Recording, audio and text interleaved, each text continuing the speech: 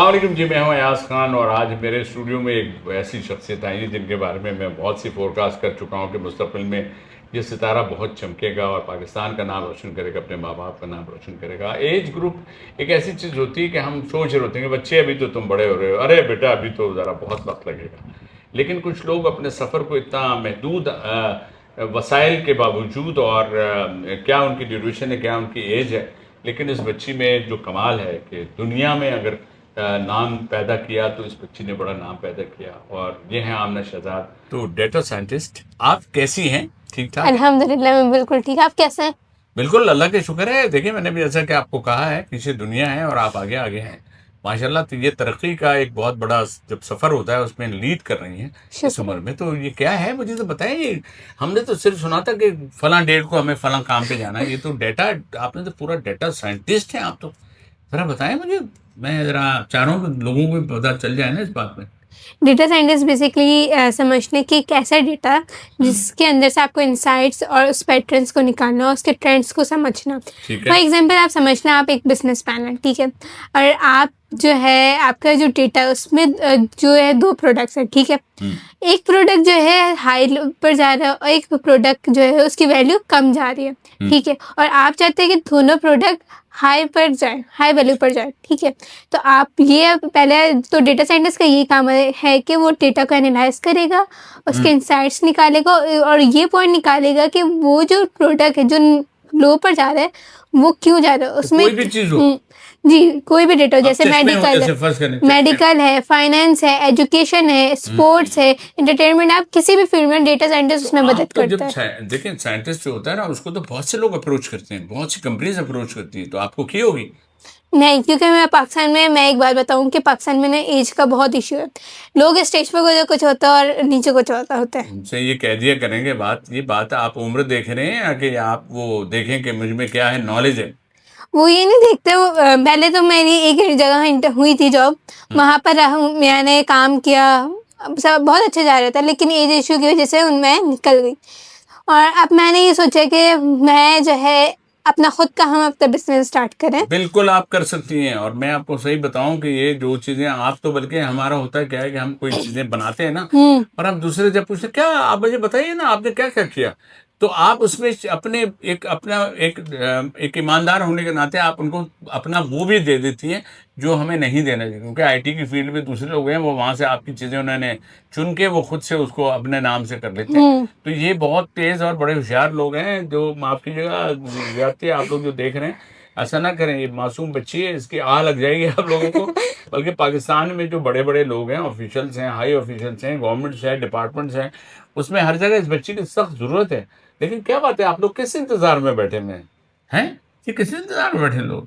आपको पता है पाकिस्तान में हम लोग जो है, पाकिस्तान के जो बच्चे हैं वो क्यों पीछे है, पाकिस्तान क्यों पीछे है? आज हमारे जो पड़ोसी मुल्क है इंडिया, हम लोग बहुत बोलते हैं कि इंडिया बार जो है जंग हार गया ये, लेकिन आपने कभी देखा इंडिया भी टेक्नोलॉजी में कितना आगे जा बहुत रहा आगे, है बहुत और पाकिस्तान से कितना पीछे। हम चाइना, कोरिया, जापान के बच्चे क्यों स्ट्रांग है, क्यों वो जो है अब कम उम्र में काम करने लगते हैं? क्योंकि उनके पेरेंट्स जो हैं वो बचपन से ही काम कर रहे होते हैं और हम लोग यहाँ बचपन में हम लोग हमारे यहाँ सिर्फ तो खेल खेलते बच्चों हैं को 55 की एज तक पहुंचा देते हैं और उससे काम नहीं लेते। और हम जो हमारी उम्र है, लोग समझते हैं कि ये उम्र है खेलने कूदने की, लेकिन असल उम्र है ये पढ़ने की, कुछ करने की। अगर आप इस उम्र में बन जाते तो आप 20-25 साल के बाद जो है आप अपनी जो लाइफ एंजॉय करें, दुनिया घूमें, आप अच्छा, दुनिया को घूमने के लिए क्या है, मोबाइल पे भी दुनिया घूमने की कोशिश करते हैं लोग। देखा सुबह शाम हर वक्त स्क्रीन टाइम इसमें, अरे वो वक्त जाया करते हैं, इसी से वो जो है वक्त वक्त जाया करते हैं। तो प्रैक्टिकल लाइफ में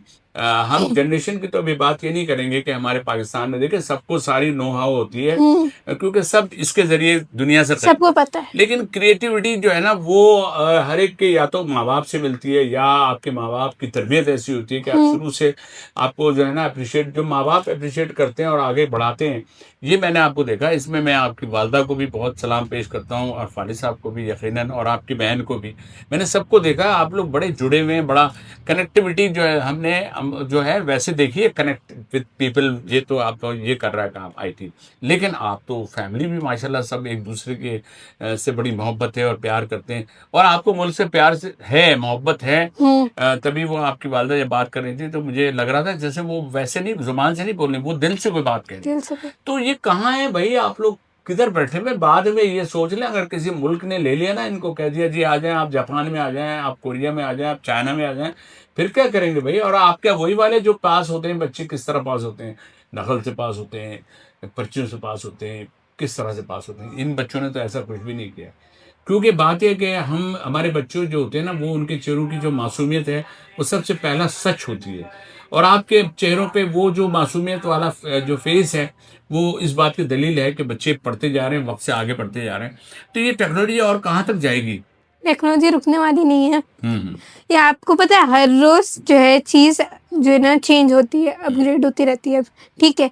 यानी कि अगर फॉर एग्जांपल आज मैंने HTML का अगर एक वर्जन पढ़ा तो कल नया वर्जन होगा। अगर Next.js का अभी मैंने एक वर्जन पढ़ा है, उस पर मैंने काम किया, तो अगला नेक्स्ट डे उससे एडवांस होगा। तो हर रोज जो है दुनिया चेंज हो रही है, बदल रही है, और हम लोग बहुत एक साल पीछे हैं दुनिया तो से। ये यहाँ पर पाकिस्तान में, बल्कि मैं तो अपने यहीं की कराची की बात करेंगे, सिंध की बात करेंगे, तो यहाँ क्या किन चीज़ों की कमी है? क्यों नहीं आगे बढ़ना चाहते लोग जो हैं? पहला तो इंटरनेट बहुत से लोग, दूसरा एक तो लाइट भी, और सबसे इम्पोर्टेंटली एजुकेशन।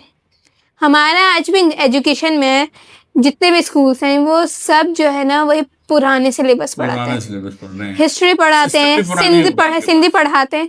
इसका कोई हम जो है आगे नहीं है फ्यूचर। पुराना सिलेबस है, वही कंप्यूटर में आप माइक्रोसॉफ्ट से पढ़ाएंगे। आपको पता है पुराना मेरे बचपन का है, तो मैं कंप्यूटर में जिस बच्चे को किसी लैंग्वेज का पता ही नहीं है उसको डायरेक्ट C++ पढ़ा रहे हैं। उसको वो उसे पता है माइंड योर लैंग्वेज। पहले तो ये सही। तो वो कैसे पढ़ेगा C++ जब उसे बेसिक ही नहीं मालूम है कोडिंग की, डेवलपिंग की। तो हम अभी भी एजुकेशन बहुत, हमारे एजुकेशन सिलेबस सब खराब है। इनफैक्ट कमी लगती है, ये माँ बाप की वजह से है कि हमारा एजुकेशन तरबियत की वजह से। देखें ना, पहला तो उसका घर जो होता है, माँ बाप का घर होता है, उनके पास टाइम ही नहीं होता। वो सब, माँ भी मसरूफ, वालिद भी मसरूफ, और बच्चे जो हैं वो फिर वो अलग मसरूफ। उसके बाद ये जो है ये जो एक अजाब है कि हर वक्त आदमी अपनी तकदीर दे रहा होता है। ये पहले हम समझते थे कि लोग कहते हैं हाथ दिखाइए, तो उसमें देखते थे लकीरों से, वो सोचते थे फ्यूचर किधर जा रहा है। आजकल वो इसमें से देखते हैं, अरे अच्छा ये देख, ओ, फिर आपके चेहरे के एक्सप्रेशन से पता चला। लेकिन ये तो इसमें तो कहीं डाटा का ही नहीं आ रहा। आपको पता है जो है चाइना में, चाइना के स्कूलिंग सिस्टम ये है कि वो वहाँ पर अपने बच्चों को प्रैक्टिकल चीज़ें करवाते हैं, उनको सिखाते हैं, उन्हें पढ़ाते हैं। और हम लोग यहाँ पर सिर्फ पढ़ रहे हैं, सिर्फ रट्टा लगा रहे हैं। रट्टा हमारा मतलब हम लोग जो है एजुकेशन में रट्टे में है, ठीक है। आप एक यूनिवर्सिटी का बच्चा जो है एक कोडिंग यूनिवर्सिटी से सीख रहे हैं, और उसकी यूनिवर्सिटी के बाद वो जा रहे दूसरे इंस्टीट्यूट, वहाँ से दोबारा कोडिंग सीखने। अच्छा, तो मैंने इस तरह के स्टूडेंट्स देखे हैं जो यूनिवर्सिटी से भी सीख रहे हैं। क्या वजह है वो दोनों जगह पे जाना? या एजुकेशन सिस्टम, वही सेम एजुकेशन सिस्टम जो कि सही नहीं है। लेवल, अगर कोई इनका लेवल ही बदलता जाता है जब, तो फिर आप दूसरी जगह चले आते हैं, वो अपग्रेड कुछ वहाँ मिलता है, वो समझते हैं ये शायद जिसका यही हाल है। बिल्कुल। तो सोल्यूशन अब ये देखिए, गवर्नर साहब ने बीच में कंप्यूटर का मुसलसल आईटी इतना आईटी था कि हर जगह पे हम तो वही सोच रहे थे कि पता नहीं कहाँ कुछ होगा, लेकिन मेरा ख्याल है कुछ भी नहीं हुआ, कि गवर्नर ही चले गए, बदल गए। तो अब दूसरे गवर्नर साहब हैं, उनको आईटी से दिलचस्पी नहीं होगी शायद, मेरा ख्याल है, क्योंकि हमें कोई आगे कुछ पेशरफ्त नजर नहीं आई है। तो सिंध गवर्नमेंट का जो है वो क्या, उनके पास बहुत से डिपार्टमेंट हैं, और आपकी फील्ड तो ऐसी जो हर जगह चलती है, हर जगह चलती है। तो किस तरह से इसको लेके चलें, और आपको आगे हम किस तरह लाएं? आप बल्कि बताएं मुझे कहाँ के वीज़े लगवाने हैं, मैं आपको भेजता हूँ। फिर एजुकेशन सिस्टम पहले जैसे कि मैंने इस पर पूरा काम किया था। एजुकेशन दूसरा जो भी है जरा सुन लें, आगे कसम ये हमारे मुस्तकबिल है। एक आइडिया है जो कि ये कि हम लोग जाते हैं, किताबें जो है बैग कर हम लोग स्कूल जाते हैं, हम लोग लेकर जाते हैं स्कूल। आप स्कूल को ऑनलाइन कर दें, डिजिटल कर दें। आप एक ऐसा सिस्टम बनाएं जिसमें आप स्टूडेंट जो है खुद लॉग इन हो, अपनी पर्सनैलिटी बताए कि वो किस तरह का शाह है, वो एक स्ट्रेट फॉरवर्ड है, वो अपने बारे में बताए, और वहीं से वो सीखे भी, लर्निंग भी करे, और वहीं से उसको एक्सपीरियंस भी मिले। पर्सनालिटी को डेवलप करें और उसकी नॉलेज भी बढ़े। एक एजुकेशन सिस्टम हम ऑनलाइन करें, डिजिटल करें, हम एक ऐसे एआई सिस्टम बनाएं, हम ट्रैफिक के ऊपर बना सकते हैं, हम जो एनवायरनमेंट के ऊपर बना सकते हैं, हम फायर फाइटर डिपार्टमेंट पर बना सकते हैं, हम उसमें बना बहुत सकते कुछ हैं कि रोड और ये खड्डे वड्डे जल्दी बना बन जाएं, सकते हैं, हम कूड़ा स्मार्ट करकट स्मार्ट जाए, इस पे बना सकते हैं। क्या करें, बटन दबाएं सब गायब हो जाए। नहीं, चाइना बहुत एडवांस है। हम लोग चाइना में जो है पहले बहुत कचरा होता था, जैसे हमारे रोडों हाँ, पर हाँ, कचरा बिल्कुल, मिला हुआ था, बिल्कुल। तो उन्होंने अपनी ही उस कचरे से बिजली बनाई, हाँ, बिजली और बनाई। जो बाकी का जो कचरा रह गया हाँ। उसे रोड के लिए इस्तेमाल कर लिया। हमारा कराची में इतना कचरा, और अब वो चाइना कचरा खरीद रहा है इंडिया से। मतलब इंडिया से कचरा खरीदा, हमारा कचरा भी लगता है किसी दिन बिक जाएगा। और क्योंकि वो तो सारे अफगानी लगे कचरा बताएं। तो नहीं, बहुत देखें, आपसे तो बहुत लंबी लंबी बातें हो सकती है, लेकिन इस पाकिस्तान के मुस्तकबिल के लिए हमको और आपको सोचना है, क्योंकि हमारे इस पाकिस्तान का जो मुस्तकबिल है वो यही बच्चे हैं। और उन बच्चों में ऐसे टैलेंटेड बच्चे जो जिनके माँ बाप को उन पर फ़ख्र हो, जिनके पूरी फैमिली को ये फ़ख्र हो कि बड़े फ़ख्र से वो ये कहें कि जी जो आमना है ये माशाल्लाह हमारी कज़न है, ये हमारी बहन है, ये हमारी बेटी है। तो अल्लाह पाक आपको सलामत रखे। आपको कोई पता मैसेज? है, हाँ, बताएं। लिंक्डइन पर जो है मुझे एक, मैंने भी अपनी पोस्ट डाली थी, तो मुझे बाहर ममालिक से, अमेरिका से जो है, वो में भी हमारी फ्रेंडशिप है हमारी, तो वो मैसेज उन्होंने किया, उन्होंने यही कहा कि एक ना एक दिन आमना आप जो है हिस्ट्री क्रिएट करेंगे माशाल्लाह। और पाकिस्तान का जो है क्रिएट करेंगे और पाकिस्तान का नाम रोशन करेंगे। तो मैं ये कहूँगी जितने भी बच्चे हैं सबके पास टैलेंट है, पाकिस्तान में हर एक बच्चे के बिल्कुल, पास टैलेंट है, बिल्कुल। वो क्रिएटिव है, उसके पास वो माइंड उसका शार्प है, थिंकिंग बहुत अच्छी है, और जब और दूसरा ये इन्फॉर्मेशन अगर उनको सही राइट डायरेक्शन दिखाए ना, राइट पाथ दिखाए, बिल्कुल सही बात, तो सही। वो बदल सकते हैं। ये डायरेक्शन आप सही कह रहे हैं, एक तरबियत है, डायरेक्शन है, आप कहाँ जा रहे हैं, आप कहाँ पढ़ रहे हैं, आप ये सारा जो है। आप माहौल देखें, अगर आप सही माहौल में हैं आप, तो आपका उठना बैठना हर एक चीज़ एक तरबियत है। तो अगर आप लोग स्कूल वाले जो है, अगर उन्हें राइट पार्ट दिखाएं, पेरेंट्स दिखाएं, सही रास्ता दिखाएं, तो वो अपनी लाइफ बदल सकते हैं। बेटा, और आप इतनी अच्छी जो चीज़ें कर रही हैं, आप एक बात बताएं, आप चाइल्ड मेयर क्यों नहीं बन जाती? मुझे अगर आप बन जाएंगी तो मैं तो कहता हूं तो बड़ा बहुत चेंज आ जाएगा। क्या करना चाहिए इस सिलसिले में? बहुत बहरहाल ये मैं आपको बात बड़े इसलिए बड़े दिल से कह रहा हूँ कि इतनी बड़ी रिस्पॉन्सिबिलिटीज़ जब बड़े लोग लेते हैं तो हो सकता है कि उनके पास इसका इतना वक्त नहीं होता देखने का। लेकिन अगर इतने छोटे बच्चे जो है ना वो ये सोचना शुरू कर दें कि हमारे इस कराची का, हमारे इस मुल्क का, हमारे इस कायदे के बनाए गए इस मुल्क को जिस पर बेशुमार कुर्बानियाँ हुई हैं, वहाँ जब ऐसे बच्चे आज के दौर में जन्म लेंगे और ऐसे बच्चों को अगर उनको थोड़ा सा अपग्रेड किया जाए या उनको उनको उनके जो वो करना चाहते हैं, जो वो बनना चाहते हैं करें, तो ये तो हमारे मुल्क के लिए, हमारे पाकिस्तान के लिए अच्छा है। तो हमको चाहिए कि कायद-ए-आज़म जो हैं उनको कहीं भी वो हैं, जहाँ भी हैं, वो उनको सुरखरू रहें कि भई नहीं, अब जो आज के बच्चे हैं वो दोबारा वैसे ही हैं, बड़ी मोहब्बत का है, प्यार है और जज़्बा है। कोई लास्ट मैसेज, एक लाइन का मैसेज? मैं ये कहूँगी कि अपनी ज़िंदगी बदलें, क्योंकि अब जो फ्यूचर आ रहा है वो बहुत एडवांस है और टेक्नोलॉजी पर है।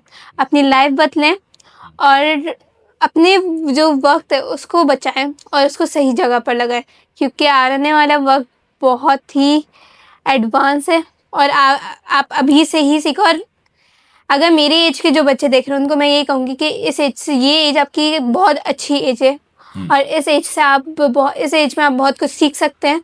और जब आप 20-25 के बाद होंगे वो उस वक्त आप अपनी पूरी दुनिया घूमें, आप इंजॉय करें लाइफ। लेकिन ये एज है, इस पर काम करें, फोकस करें और पढ़ें। Very good, thank you very much बेटा। Thank you. इंशाल्लाह आपसे मुलाकात होगी। इंशाल्लाह।